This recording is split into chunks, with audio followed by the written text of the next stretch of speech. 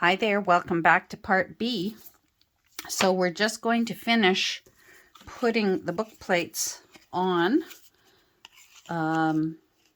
Edith and Evelyn. I think that's how I might tell them apart. Edith is red and Evelyn's green. I don't know, but they both have Edith papers in them. I don't know. One of you will come up with a terrific idea. You guys just, you inspire me daily in the comments, and I appreciate it. And so much so that I knew the day would come when there would be so many comments that it would be hard for me to acknowledge every comment with just a little hi there kind of thing. And I am at the point where I'm almost ready to just comment on a few and give a little love heart on the others to let you know that I've read it, because I do read every single one.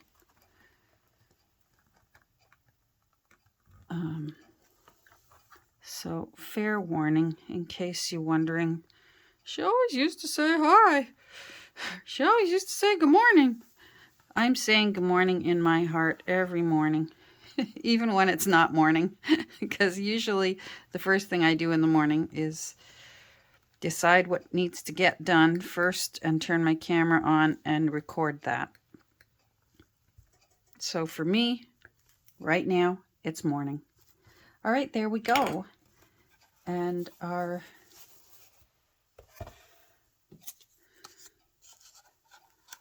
book plate for our Edith, our red Edith All Sorts, is in place. Let's put the text block back in to protect that spine that we worked hard on. Actually, this one we didn't have to work so hard. You still have a little fudge room when you use just the brads and don't glue it down. And if you see that it's slightly askew, did you see how I just gave that a little and you're good to go. So, and here's another little secret where this will come into play. If you do this and you make an error, your cover isn't ruined.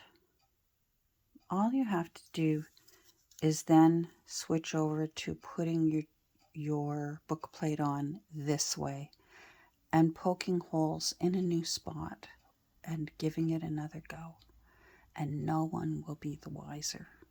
So that's just a little hint from me to you, and it just tuck that in the back of your head in case you're thinking, oh, I'm too nervous to try this. You gotta do it. It's just like the first time we punched that hole in a cover and put an eyelet in it so that we can put lace ties or ribbon ties on a book. It's terrifying. But it's also that thrill of the creation, you know? It's like having a baby is terrifying, but the thrill of the creation is... So let's find our green one, because it will be ready to go now. So red, you're going over here. And green, where are you? I have to, she's underneath a book. Hold on. Okay, green is all... Oh, it's not going anywhere. That's beautiful. I'm sorry if that,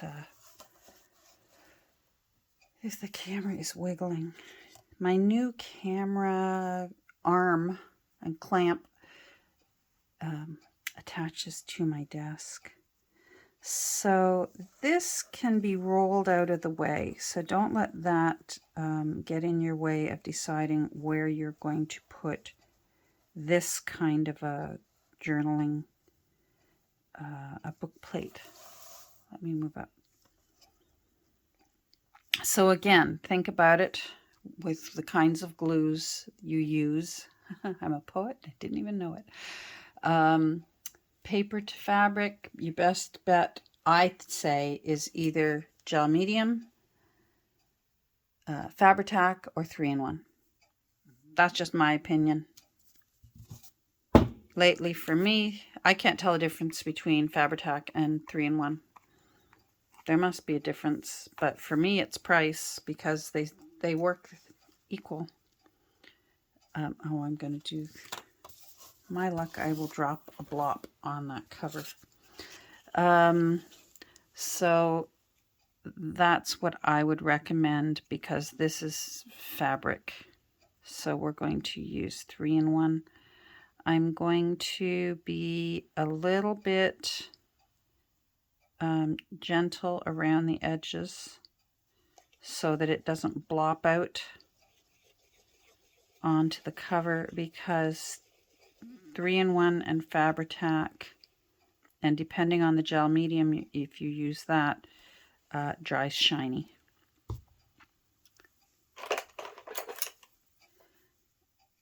I'm going to spread it out to again try and prevent blopping.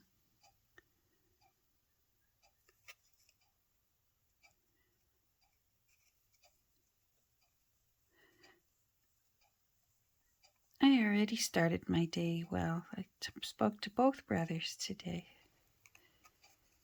We agreed we're all officially old because we're all wide awake with the birds. I hate to scare you, those of you who are young, but one of the reasons why old people get up so early, I don't know if this happens to you or not, but I find for me, if I lay flat in bed for too long, my ribs start hurting. For my husband, it's his back and his hip bones start hurting. And you can only lay for so long, and they literally will scream in pain. But for me, it's my ribs will hurt. So I'm eyeballing this so that I know I've got enough room to remove that, and then I'm going to push it down. I want that to stick up right there, and I want this to curl back. I have even already pre-inked. Are you shocked?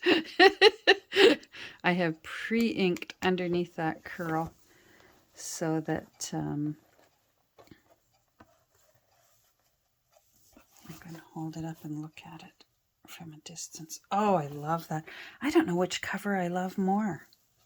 I love them both for different reasons. I love this one because it really looks like a mess, like something she might have taken out into the field and still wanted it to look pretty, but it still got mucked up because it was out with her out in the field. And that perhaps often artists would do quick sketches out in the field, come back and use that as their reference, and then redo the exact same sketch onto other papers, into either onto canvas or onto their watercolor paper of choice. So who knows, maybe that's what these books are. That one was the rough one that got beaten up, and one was the one that, although beaten up with age, is still in a little bit more lovely condition. So let's open this up. We'll take a look. This is just a quick little follow-up. So there we go. There's the two ladies, the red and the green. And now, if I do go missing for a few days, it's because I'm doing the fun job of creating a lot of signatures.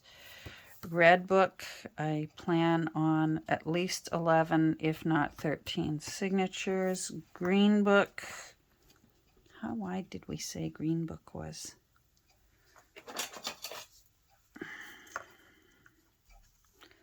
One and 3/8, so probably 9 signatures, 7 or 9, not sure yet, depending on the weight of the papers. If I use cardstocks or such, it will be 7. If it's lighter colored papers, it will be 9. So thanks for joining me today, And I hope you have a great rest of your day. I hope you're doing well. And we will get together soon, and hopefully with text blocks to go into here. Take care. We'll talk soon. Bye.